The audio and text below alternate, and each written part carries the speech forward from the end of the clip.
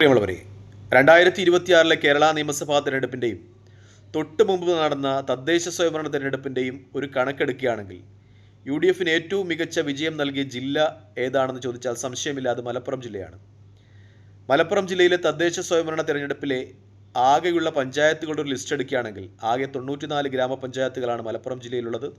അതിൽ 57 എണ്ണവും 87 എണ്ണവും UDFനാണ്. വെറും 7 എണ്ണം മാത്രമാണ് LDFനുള്ളത്. ഇത് തെരഞ്ഞെടുപ്പ് കമ്മീഷൻ്റെ ഒരു റിപ്പോർട്ടാണ്. അതായത് ഇലക്ഷൻ കഴിഞ്ഞ ഉടനെ തെരഞ്ഞെടുപ്പ് കമ്മീഷൻ അവരുടെ സൈറ്റിൽ കൊടുക്കുന്ന റിപ്പോർട്ടാണിത്. നമുക്കറിയാവുന്ന പോലെ ഇലക്ഷൻ കഴിഞ്ഞതിന് ശേഷം ഈ തദ്ദേശ സ്വയംഭരണ സ്ഥാപനങ്ങളിലെ പ്രത്യേകിച്ച് പഞ്ചായത്തുകളിലെ പഞ്ചായത്ത് മെമ്പർമാരും ഈ സ്വതന്ത്രന്മാരുമൊക്കെ അങ്ങോട്ടും ഇങ്ങോട്ടുമൊക്കെ മാറാം. അങ്ങനെയാണെങ്കിൽ അവസാനം എത്ര പഞ്ചായത്തുകൾ LDFന് കിട്ടി എന്ന കാര്യത്തിൽ സംശയമുണ്ട്. ഒരു പക്ഷേ 4 3 പഞ്ചായത്തുകളിലേക്ക് LDF ഒതുക്കപ്പെട്ടേക്കാം എന്നാണ് എൻ്റെ ഒരു നിഗമനം. അതായത് LDF ചരിത്രത്തിലെ ഏറ്റവും വലിയ പരാജയമാണ് പഞ്ചായത്ത് ഇലക്ഷനിൽ പോലും മലപ്പുറം ജില്ലയിൽ നിന്ന് കരസ്ഥമാക്കിയിട്ടുള്ളത്. ഏറ്റവും വലിയ വിജയമാണ് UDF മലപ്പുറം ജില്ലയിൽ നിന്ന് കരസ്ഥമാക്കിയിട്ടുള്ളത് എന്നതാണ് യാഥാർത്ഥ്യം. ഇനി ബ്ലോക്ക് പഞ്ചായത്തുകളുടെ ഒരു അവലോകനം എടുത്താൽ ആകെ 15 ബ്ലോക്ക് പഞ്ചായത്തുകളാണുള്ളത്. അതിൽ 14 എണ്ണവും UDF ആണ് ഭരിക്കുന്നത്. ഒരെണ്ണം LDFന് കിട്ടിയിട്ടുണ്ട് എന്നാണ് ഇലക്ഷൻ കമ്മീഷൻ റിപ്പോർട്ടുകൾ സൂചിപ്പിക്കുന്നത്. നിങ്ങൾക്ക് അധികമായി എന്തെങ്കിലും അറിയാമെങ്കിൽ ദയവായി കമൻറ്റായി രേഖപ്പെടുത്തുക. ജില്ലാ പഞ്ചായത്തുകളുടെ ലിസ്റ്റ് എടുക്കുകയാണെങ്കിൽ 33 ജില്ലാ പഞ്ചായത്ത് ഡിവിഷനുകളിൽ 33 എണ്ണവും സമ്പൂർണ്ണ ആധിപത്യം UDF നേടിയിരിക്കുന്നു എന്നതാണ് മലപ്പുറം ജില്ലയിൽ നിന്നുള്ള തെരഞ്ഞെടുപ്പ് ചിത്രം.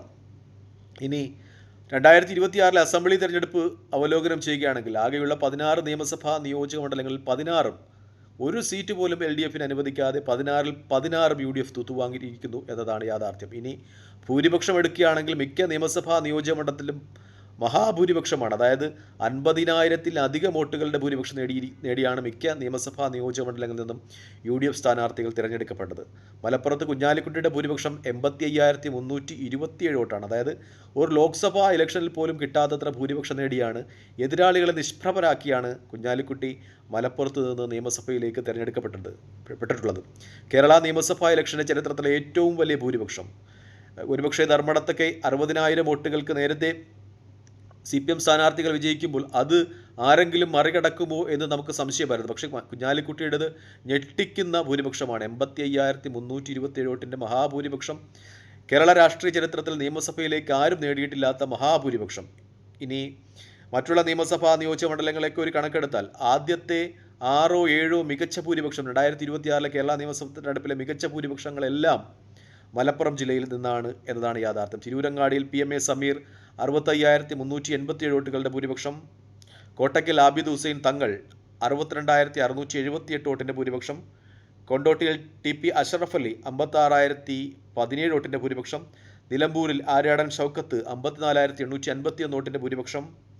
വണ്ടൂരിൽ അനിൽകുമാർ 47,937 വോട്ടിൻ്റെ ഭൂരിപക്ഷം. മഞ്ചേരിയിൽ റഹ്മത്തുള്ള 57,887 വോട്ടിൻ്റെ ഭൂരിപക്ഷം. റഹ്മത്തുള്ള നേരത്തെ CPI നേതാവായിരുന്നു. അദ്ദേഹം വയനാട്ടിൽ നിന്ന് CPI ടിക്കറ്റ് ലോക്സഭയിലേക്കൊക്കെ മത്സരിച്ചിട്ടുള്ള ആളാണ്. പിന്നീട് അദ്ദേഹം മുസ്ലിം ലീഗിലെത്തി. ഇപ്രാവശ്യം അദ്ദേഹത്തിന് മഞ്ചേരിയിൽ മുസ്ലിം ലീഗ് സീറ്റ് അനുവദിക്കുകയായിരുന്നു. അദ്ദേഹം മികച്ച ഭൂരിപക്ഷത്തിലാണ് മഞ്ചേരിയിൽ തിരഞ്ഞെടുക്കപ്പെട്ടത്. 57,887 വോട്ടിൻ്റെ ഭൂരിപക്ഷം. അങ്ങനെ ആദ്യത്തെ ഭൂരിപക്ഷങ്ങളെല്ലാം മലപ്പുറത്ത് ജില്ലയിൽ നിന്നാണ് എന്നതാണ് യാഥാർത്ഥ്യം. പിന്നെയാണത് നമ്മുടെ ഉമ്മൻചാണ്ടിയുടെ മകൻ ചാണ്ടി ഉമ്മൻ്റെ ഭൂരിപക്ഷമൊക്കെ വരുന്നത് 52,907. മലപ്പുറം ജില്ലയ്ക്ക് പുറത്തേക്ക് വരുന്നത് ഉമാ തോമസ് തൃക്കാക്കരയിൽ 50,521 വോട്ടിൽ.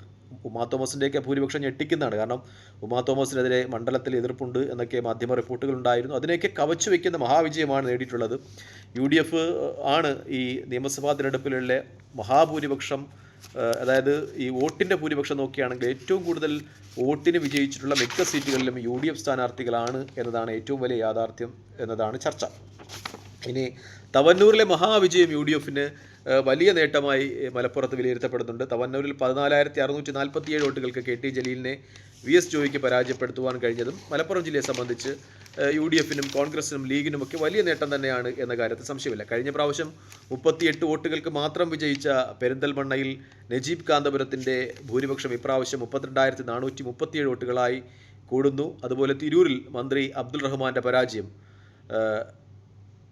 2006 ഇലക്ഷൻ റിസൾട്ട് അത് പലർക്കും ഓർമ്മയുണ്ടാകും. അന്ന് രാഷ്ട്രീയം ശ്രദ്ധിക്കുന്ന ആളുകളൊക്കെ അന്ന് മലപ്പുറത്ത് മുസ്ലിം ലീഗിൻ്റെ ഒരു പരാജയം, അല്ലെങ്കിൽ മുസ്ലിം ലീഗ് മലപ്പുറത്ത് വീണ് മണ്ണടിഞ്ഞു എന്ന് കേരളത്തിലെ രാഷ്ട്രീയ നിരൂപകരൊക്കെ വിധി എഴുതി. അന്ന് കുഞ്ഞാലിക്കുട്ടിയും എം കെ മുനീറും ഇ ടി മുഹമ്മദ് ബഷീറും ഉൾപ്പെടുന്ന മുസ്ലിം ലീഗിൻ്റെ നേതൃത്വം അമ്പാടും പരാജയപ്പെട്ടു.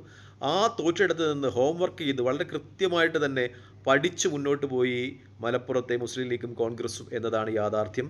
അതാണ് ലീഗിൻ്റെയും കോൺഗ്രസിൻ്റെയും യു ഡി എഫിൻ്റെയും ഒക്കെ വലിയ വിജയത്തിലേക്കുള്ള നിദാനമായത് എന്ന കാര്യത്തിൽ സംശയമില്ല. മാത്രമല്ല ലീഗും കോൺഗ്രസും പരസ്പരമുള്ള അഭിപ്രായ വ്യത്യാസങ്ങളൊക്കെ പറഞ്ഞ് വിട്ടുവീഴ്ച ചെയ്ത് പരസ്പരം കൈകോർത്ത് മലപ്പുറത്ത് മുന്നേറി എന്നതാണ് യാഥാർത്ഥ്യം. തവന്നൂരിൽ VS ജോയിയെ ലീഗ് സ്വന്തം സ്ഥാനാർത്ഥിയായിട്ടാണ് പ്രഖ്യാപിച്ചത്. ലീഗും കോൺഗ്രസും കയ്യും മെയ്യും മറന്നിറങ്ങിയാണ് തവന്നൂരിൽ KT ജലീലിനെ പരാജയപ്പെടുത്തി VS ജോയിയുടെ വിജയത്തിന് വേണ്ടി സാധിച്ചത് എന്നതും യാഥാർത്ഥ്യമാണ്. ലോക്സഭയിലേക്കൊക്കെ എടുക്കുകയാണെങ്കിൽ ലോക്സഭാ റിസൾട്ട് നമ്മളൊന്ന് അവലോകനം ചെയ്യുകയാണെങ്കിൽ മലപ്പുറത്തെ 2 മണ്ഡലങ്ങളിൽ നിന്നും വലിയ ഭൂരിപക്ഷമാണ് 2024 ലോക്സഭാ ഇലക്ഷനിൽ UDF പ്രത്യേകിച്ച് മുസ്ലിം ലീഗ് നേടിയിട്ടുള്ളത്. ഇ ടി മുഹമ്മദ് ബഷീർ പൊന്നാനിയിൽ നിന്ന് നേടിയത് 2,35,000 വോട്ടുകളുടെ ഭൂരിപക്ഷമാണ്. അതുപോലെ മലപ്പുറം 3 ലക്ഷത്തിൽ പരം വോട്ടുകളുടെ ഭൂരിപക്ഷത്തിലാണ് വിജയിച്ചിരിക്കുന്നത് എന്നതും യാഥാർത്ഥ്യമാണ്. ഇനി ലീഗിന് നഷ്ടപ്പെട്ട നിയമസഭാ സീറ്റുകളൊക്കെ വളരെ തുച്ഛമായ വോട്ടുകൾക്കാണ് നഷ്ടപ്പെട്ടിട്ടുള്ളത്. അഴീക്കോട് വെറും 349 വോട്ടുകൾക്കാണ് മുസ്ലിം ലീഗ് പരാജയപ്പെട്ടത്, അഴീക്കോട് നിയമസഭാ നിയോജക മണ്ഡലത്തിൽ. അത് ചില സുമേഷിനോട് ചില ഇഷ്ടം അവിടുത്തെ ചില പ്രാദേശിക കോൺഗ്രസ് നേതാക്കൾക്ക് ഉണ്ടായതുകൊണ്ടാണ് ആ വോട്ടുകൾ കോൺഗ്രസ് സുമേഷിന് അനുകൂലമായിട്ടു എന്ന രീതിയിലൊക്കെ ചില കോൺഗ്രസ് നേതാക്കന്മാരുടെ പ്രഖ്യാപനമൊക്കെ ഉണ്ടായിരുന്നു. അതായത് UDFിനകത്തുള്ള ചില പ്രശ്നങ്ങൾ കൊണ്ടാണ് അഴീക്കോട് സീറ്റ് ലീഗിന് നഷ്ടമായത്. ഗുരുവായൂരിൽ വെറും 1998 വോട്ടുകൾക്കാണ് ലീഗ് പരാജയപ്പെടുന്നത് എന്നതും യാഥാർത്ഥ്യമാണ്. കൂത്തുപറമ്പിൽ ജയന്തി സോമൻ വെറും 1286 വോട്ടുകൾക്കാണ് പരാജയപ്പെടുന്നത്. അതായത് ലീഗ് മത്സരിച്ച 26 സീറ്റുകളിൽ 25 സീറ്റുകളോളം നേടുവാൻ സാധ്യതയുണ്ടായിരുന്നു. ഈ ഗുരുവായൂരൊക്കെ നമുക്കറിയാം, ഗുരുവായൂർ മലപ്പുറം ജില്ലയ്ക്ക് പുറത്തുള്ള ജില്ലയാണ്. മലപ്പുറത്തൊക്കെ UDFിൻ്റെ സംവിധാനം UDF എന്ന സംവിധാനം വളരെ കൃത്യമായി തന്നെ പ്രവർത്തിച്ചിട്ടുണ്ട്. പക്ഷേ ഗുരുവായൂരിലൊന്നും അത്ര കൃത്യമായി പ്രവർത്തിച്ചിട്ടില്ല. ആ UDF സംവിധാനം ഒരുപക്ഷെ LDFിൻ്റെ പോലെ ക്രിയാത്മകമായി പ്രവർത്തിച്ചിരുന്നുവെങ്കിൽ ഗുരുവായൂരും കൂത്തുപറമ്പുമൊക്കെ ലീഗിന് കിട്ടുമായിരുന്നു എന്ന കാര്യത്തിൽ സംശയമില്ല. ലീഗ് ഒരുപക്ഷെ വലിയ സാധ്യതകളൊന്നുമില്ലാതെ, അല്ലെങ്കിൽ ലീഗ് പരാജയപ്പെട്ടു പോയ സീറ്റ് എന്ന് പറയാവുന്നത് പുനലൂർ മാത്രമാണ്. 21,059 വോട്ടുകൾക്ക് ലീഗ് പരാജയപ്പെടുന്നത്. കാരണം അവിടെ ലീഗിന് മത്സരിക്കേണ്ട ആയിരുന്നൊരു സീറ്റ് എന്നാണ് എൻ്റെ ഒരു വിചാരം.